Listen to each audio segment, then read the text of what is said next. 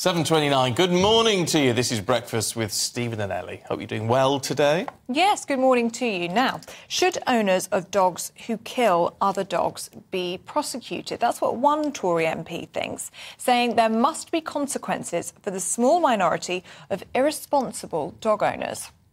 Yeah, but does that mean that dog owners should be criminally responsible when they attack other people's pets? I mean, it's perhaps different when you look at attacks on humans. But attacks on dogs just fight anyway? Is that nature? Oh, it's difficult, isn't it? Yes.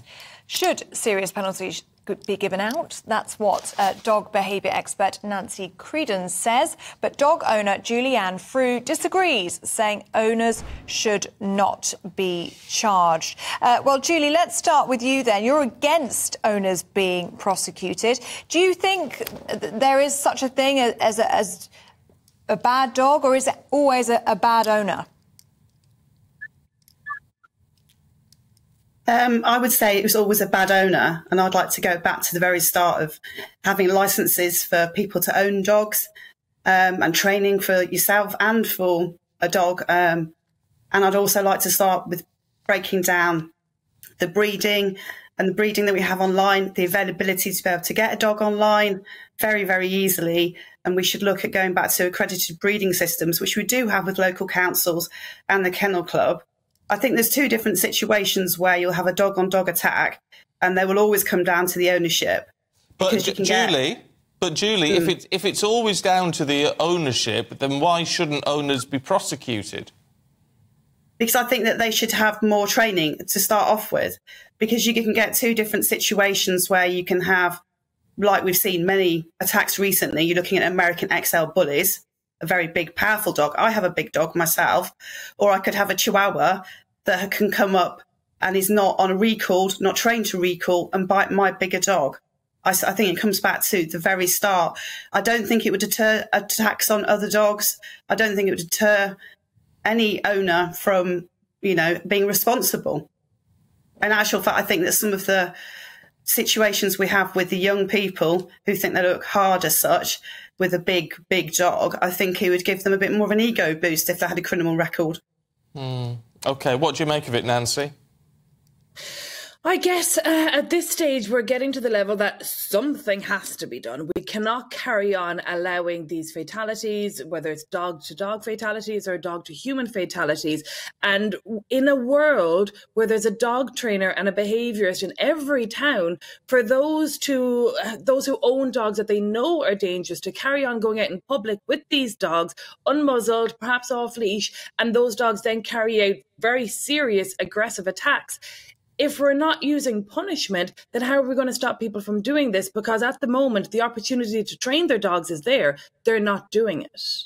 And I suppose, Nancy, you will feel that if people do have a difficult dog or a complex dog, and you actually, a lot of the time, especially if you buy them as a puppy, you wouldn't know that until you've already got them at home, you'd see more dogs being abandoned, wouldn't you? It would probably be a double-edged sword where people are going to start realising, oh, it's not OK for me to just assume, oh, my dog's grumpy or my dog's cranky and carry on taking it out to the park and mixing it with other dogs and mixing it with children. It would make people realise that, OK, if there's going to be consequences, I need to be responsible. And 99% of people who go out and get a dog because they want a pet, they want a new member of the family. So it's unlikely we'd see massive waves of people handing over their dogs, but hopefully we would see massive waves of people going and getting professional help for their dogs. And if we could regulate the professional help they're getting, then we're going another step further to ensure that they're getting the right advice and that we're helping dogs recover from whatever conditions are causing them to behave aggressively, so that then the owners are educated. The dogs are happier dogs and everyone's that bit safer. But when people aren't going to get the training, then what are we going to do? Because we can't let them carry on bringing these dogs out in public and putting people at risk. You see, it's interesting, Julie Ann, because in some respects you and Nancy agree. You agree that there should be more training and, in your case, you say, more licensing for this sort of thing. It's just whether the owners should be prosecuted. Doesn't Nancy have a point when she says, well, perhaps this is the only way to actually force people to go down the training line? No, I don't think so. If we take the case recently of the gentleman whose dogs were shot by police in London, he was banned from owning dogs. He'd already been prosecuted, and he's gone and got himself 2 other dogs, big, powerful dogs at that.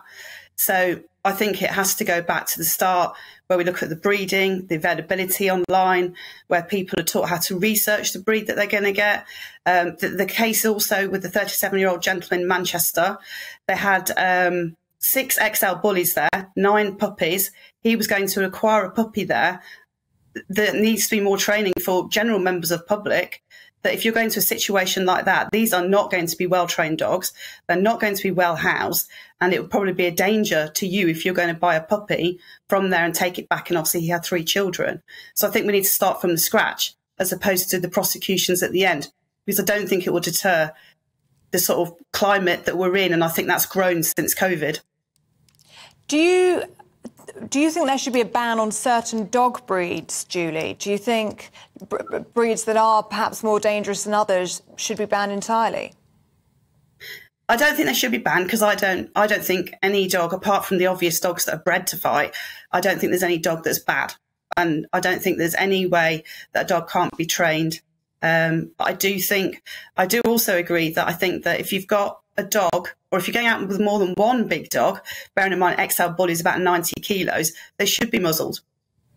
Because at the end of the day, somebody could approach your dog who's not knowledgeable, and I do have that a lot when I have a big dog, who come up without permission. And am I going to be held responsible if she's in a defensive situation where dogs will give warnings, they will growl, they will bark, and the last defence for them is to bite?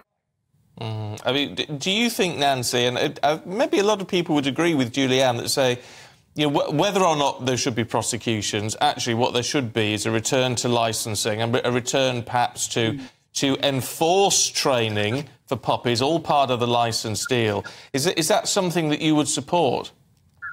I think we definitely need a 2-pronged attack. I think the licensing and the mandatory education is essential. So what we'll do there is those who are passionate about dogs and true dog lovers and want to do the best for their dog, brilliant. Once they're educated, their dog should be pretty safe and safe to go out in the street. But then for those people who are choosing not to get the right advice and not to get the education, like we've spoken about quite often, these are the dogs that are going out and doing very serious damage to people and to other dogs.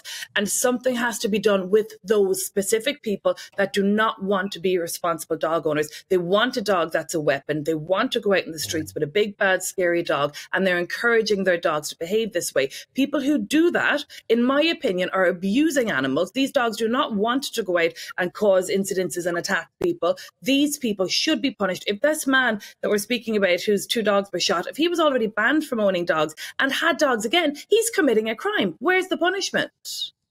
OK, look, really good to talk to both of you this morning. Nancy Creddon, Julie Ann Frew, thanks for your views. And I'm sure you've got a view on this. I was fascinated by the fact that both of them actually thought, you know, the licensing and mandatory training should be a thing. We're thinking